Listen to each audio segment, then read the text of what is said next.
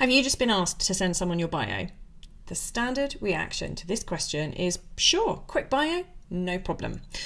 Unfortunately, that's usually followed fairly swiftly by, oh God, this is so painful, and a fervent wish that either someone else would write it for you or the ground can swallow you up because you feel so awkward.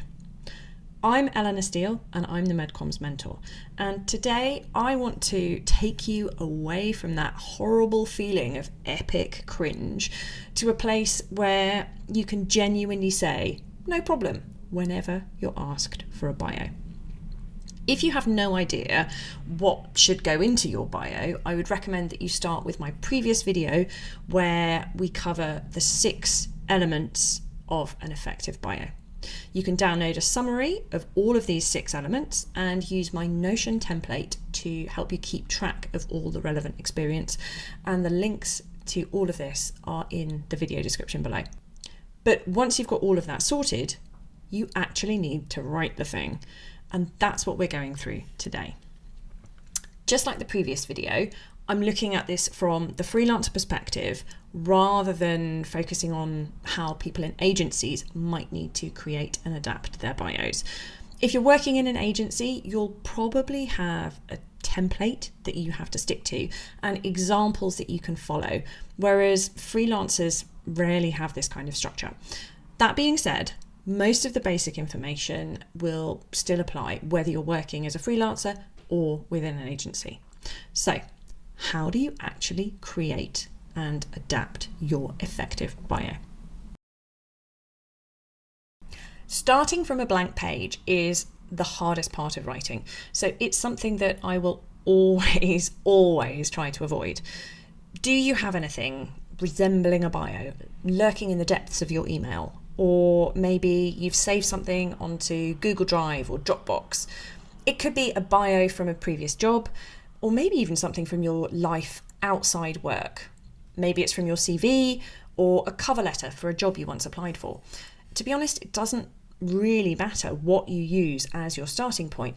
It's just to get you over the hurdle of having a blank page in front of you, because it's so much easier if you can trick your brain into thinking that you're editing and tweaking something rather than writing it from scratch. That always feels much harder, and bios are hard enough to write at the best of times. If you really don't have anything that you can use as a starting point, then set yourself a timer for 10 minutes and blast out some basic bullet points of the kind of things you'll need to include. As long as it's true, put down anything that pops into your head, because you're going to be crafting and adapting from this starting point, and you can edit out anything that's really outlandish. And again, if you're not sure of the kind of things that you should be thinking of, I go through it in my previous video exploring the 6 elements of an effective bio. In particular, it would be good to note down things like how long you've been in MedComms and the kind of role you're currently doing. Plus, you can highlight any other relevant work that you've done outside of MedComms, like maybe clinical experience. Then some notes on the therapy areas you've worked on, what kind of projects you've done, and the roles you did on those projects. That's the basis of your bio. Just having something to work from makes the whole thing a lot easier. So once you've dug out your existing bio or made those quick notes about your previous experience, read through what you've got and look for these 3 things. Anything that needs to be updated, content that you want to keep that doesn't need to be updated, and anything you definitely do not want to keep. Okay, let's unpack these a bit more. If you're working from an old bio from an agency job, but you're a freelancer now, that will definitely need to be updated. And maybe the length of time you've been in MedComms might have moved on a few years. Maybe you've got new therapy areas or project types that you can add. Maybe the types of support that you've provided on those projects evolved as well since you last wrote that original bio. Jot down some notes about what needs to be updated so you don't forget. But again, focus on simply getting the information down. Don't worry about crafting it at this point. Right, so the second thing to think about was content you want to keep. That's nice and easy. It's still accurate, you're still happy to say it, it's still relevant, brill, keep it. The final thing to look for is anything you definitely don't want to keep. I mentioned this in my previous video, but I think it's worth repeating. Just because you have a lot of experience in a particular therapy area or with a particular project type doesn't mean you have to carry on working on it if you don't like it. Choosing what you want to highlight in your bio is a good way of guiding potential clients to the kinds of work you want to do, and that will make your freelance career much more fulfilling. So if your previous bio was stuff full of your publications experience, but you want to focus on more strategic work, update your bio so that it reflects that. As freelancers, we can choose what we highlight and what we play down in our bios. Take out anything that doesn't reflect the career you want to have or the way you want to work. If a client really wants to offer you that type of work, fair enough, but you can decide if you're going to agree to do it or not. And I've talked about the decision-making process you can use there in my previous video on taking control of your freelance career. So now you should have an annotated document that includes the basic information you need to include in your bio. So it's time to get writing. You might be watching this video because you've been asked to write a bio for a particular client, which is fair enough. Deal with that priority first. But I would really recommend having a generic basic bio that you can use as a starting point for whatever tailored bio you might need to draft for specific client requests or whatever. It makes life so much easier. It means that adapting your bio is about refining your basic content, maybe expanding some things and shrinking others, rather than having to draft anything from scratch. So, what should your basic bio look like? Well, in the previous video, element 5 was a clear and simple slide template. The best format for your bio is a slide. It's how most people will want you to send your bio over. So grab that slide template and put your name and job title in the title section. Pop in your nice, neutral and professional photo. That was element 4 in the previous video, so hopefully that isn't too much of a shock for you. You should also include your contact details, maybe just your email address, but you might want to include your phone number, a link to your website or your LinkedIn profile. It really depends on what you've got and what you want to direct people towards.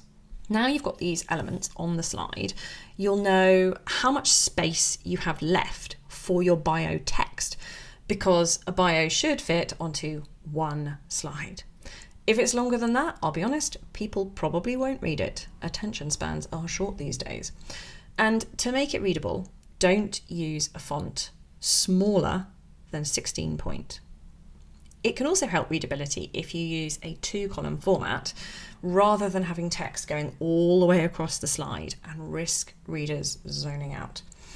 Also, it should be formatted as a static slide rather than one that needs to be viewed in slideshow mode. This is not the forum to show off your PowerPoint wizardry. It's really unlikely that anyone looking at your bio will be expecting any animation or builds. So it all needs to be there on the screen as soon as they open the file up. Otherwise, you're going to annoy people. So using all those format and style considerations, it's time to plug in the basic information using your annotated existing bio or the bullets that you developed in the previous section. For a basic bio, keep it basic. The convention is to use the third person, so she, he, or they, rather than I, which can feel rather awkward when you get started, but it can be a useful way of detaching yourself from the content. You're not blowing your own trumpet, you're just writing facts about a person who just happens to be you. But you can forget about that part until you finish writing. It will probably take you longer than you thought possible to get this basic bio to a point that you feel comfortable with it, but that's okay. This is the hard bit, getting that basic information down. An overview of your MedComms career and any other relevant work experience. A recap of your therapy area and project experience, highlighting the types of work you're passionate about or find particularly interesting. enticing details about how you can add value to projects, and then a little nugget about you as a person to bring it all to life. Once you've got all of that in your basic bio slide, you'll be able to adapt it quickly and easily for different clients and for different formats. And that's what we're going to talk about next. There are lots of places where you might need to include biographical information, and I want to talk about 3 in particular today, looking at what kind of information you would need for each and how you can adapt your basic bio so that it's as quick and easy as possible to put that information in. The 3 places I'm going to focus on are LinkedIn, your website, and bios to send to specific prospective clients. You can use your basic bio to make sure your About section on your LinkedIn profile is sending the right message out to your network. But it's not as simple as copying and pasting your basic bio into that box. This isn't the place for flowing, beautiful prose. This bio should be as short and snappy as possible, giving key highlights rather than all the details. If people are interested in learning more about you, they can look at your experience that's listed further down your profile. So you want this section to really be easy to read and to contain key information that will either make them think, yes, this is someone I want to work with, or, ooh, I want to know more about this person. We want to avoid repeating information that's included in the rest of your profile. Instead, we want to gather together the highlights, the specific things that you want to showcase to potential clients. Basically telling them, this is what I do, this is how I do it, and this is why you want to work with me. And that means leaving out the things that aren't relevant for your career as a freelancer, even if you're really proud of them. By all means, include them in other sections of your profile, whether that's under experience, education, skills, or interests. You also really need to think about how you're presenting the information in this section. I know LinkedIn doesn't really have much option in the way of formatting, but we can use spacing to make the text readable.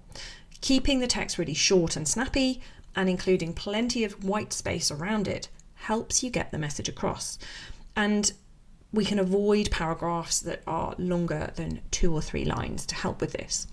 Remember, when someone clicks on your profile, they're only going to be able to see the first 3 lines. So make sure that includes the key message that you want people to take away from your profile. You can also use that initial text to make them curious so that they will click see more, so they can read the full section. But the reality is that most people probably won't do that. They'll skim those first couple of sentences and then scroll through your experience to see if anything catches their eye. You also need to focus on readability and the message you want to get across if you have a website. This isn't compulsory for freelancers, but a website can be a useful resource to promote your freelance business, especially if you're really focusing on specific areas or want to showcase examples of your work, which you would obviously only do if it's in the public domain already and you have all of the relevant permissions to allow you to share it. If you do have a website, it's pretty standard to include an About Me section, and this is likely to include the same kind of information as you would include in your basic bio.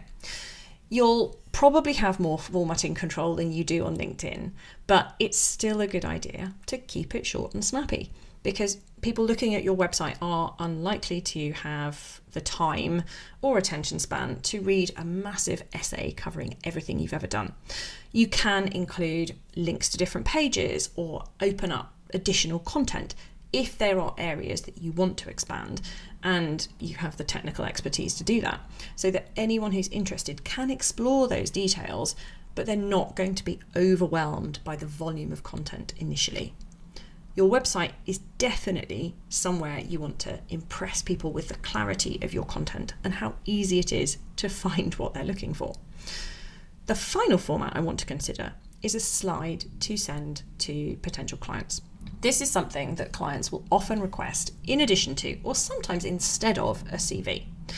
Once you've got your basic bio slide, you can use this as the basis for adapting and tailoring your bio based on the client's requirements, rather than having to start from scratch every time. So, are they interested in your experience in a specific therapy area or with a specific project type? Focus on those details and expand out the relevant parts of your general statements. So, in the previous video, I recommended grouping related conditions. So you might have a statement like, Eleanor has extensive experience in oncology, rheumatology, immunology, and rare diseases. But if you know the client needs someone to work on abstracts for an oncology congress, you might want to unpack that oncology experience and say, Eleanor has worked across multiple solid tumours, including breast cancer, prostate cancer, and renal cell carcinoma, plus a range of haematological malignancies. You can also include your general info with, she also has extensive experience in rheumatology, immunology, and rare diseases. And you can take a similar approach with project types, expanding out your publications experience to highlight relevant Congress abstract support. Hopefully, these micro tips will help you adapt your basic bio into whatever format you need. But once you've got these done, remember, your experience isn't static, which brings me on to my final micro tip. When someone asks us to send over a bio, they often need it back quickly, which can make writing or adapting it a rather high-pressure activity. Even if you've drafted a basic bio, if you don't keep it up to date, the updates you need to do when you're going to send it to somebody can be extensive. And doing that in a rush to meet a deadline means that you risk missing out important information or just struggling to fit things in concisely. If you give your basic bio a quick check every now and then, adding in anything new or maybe taking out something that's no longer useful or that you just don't want to highlight anymore, it will make adapting it for a specific client much easier. The same is true for biographical information in other places like LinkedIn or your website. It's very easy to post content here and then forget about it. Years can slip by without adding any updates to this kind of basic information because it's not the part of the site that we look at or use regularly. I mean, when was the last time you even glanced at the About section on your LinkedIn page? When you finish watching this video, go and have a look at it. Is there anything that needs to be updated? You should have all the tools you need to do that effectively now. And once you've done that, add a reminder to your calendar to review it again a year from now, or maybe in 6 months if things might be evolving quickly for you. You can do the same thing with your basic bio. Once you've drafted it, add a reminder to your calendar to check it in a year's time and update it so that it always reflects where you are now and is also going to be quick and easy to adapt whenever you need to. If you started watching this video after staring in despair at a blank screen, convinced that you would never be able to write a good bio, I hope that you are feeling better prepared to tackle it now. As a quick reminder, my micro tips for creating and tailoring an effective bio are to review your existing bio if you have one, or draft some quick bullets based on the 6 elements for an effective bio that I outlined in my last video. Then create a basic bio that you can use as a starting point for any type of biographical content that you need. Adapt that basic bio for different formats and different purposes as needed, rather than starting from scratch each time. And then remember to check and update each format at least once a year, adding a reminder into your calendar to help you remember. If you follow these steps, sending someone a bio will never again be a reason for panic. And to make it easy for you to follow them, you can download a PDF summary from a link in the video description below. If this video has been useful, please do hit the like button, and you can leave any questions that you have in the comments below and I'll do what I can to help. I'd also love to hear from you if you have any suggestions of other topics for videos that would be useful.